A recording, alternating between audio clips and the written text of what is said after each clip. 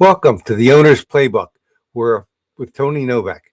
We're a former NCAA coach turned CPA executive coach, walks you through the real life decisions that will win or lose the game for small business owners. Having stumbled on the introduction, let me back it up and say that this is a new rebranding of my old show where I had the old introduction, now Pat, and now we're using a new one with slightly different branding and a slightly different focus. Where the old show focused only on tax issues, this rebranding focuses on small business issues. And today's topic is business formation versus business registration. And I find that these are often misunderstood on both the formation, and the same process is true in reverse on the dissolution of a business. So it basically boils down to this: business formation is a legal process, whether it's done by yourself or yourself and a partner, whether the entity might be registered with the state. The point is, it's all part of a legal process of creating a business. And in most cases, we want to register a name, perhaps with our Department of State. Where I am in New Jersey, we can just register the name with our county. And sometimes, very often, we want to get a separate tax ID number. Not always necessary, but often that's the case. So that's the creation process. The second part is the business registration side, and that is with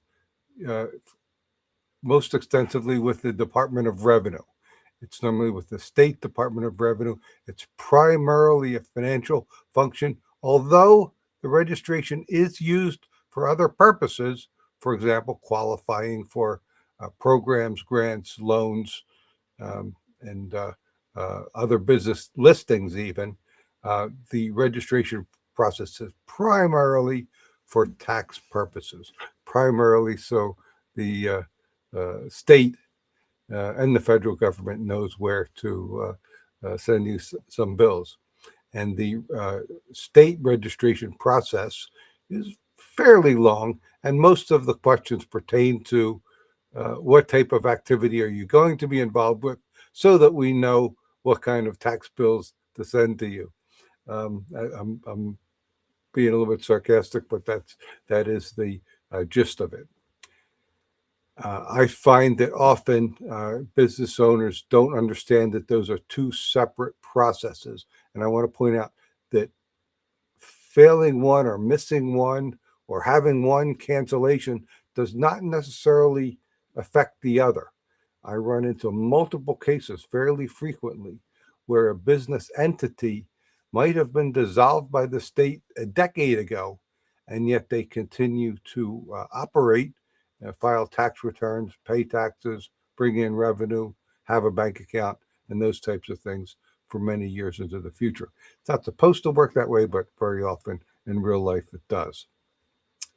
As always, I welcome questions, feedback, discussion, either on social media, or if you want to talk one-on-one, that's easy to do also. Find me online. The website taxproblems.cpa has my contact information, and I would welcome a chance to a private discussion into the individual questions that you may have.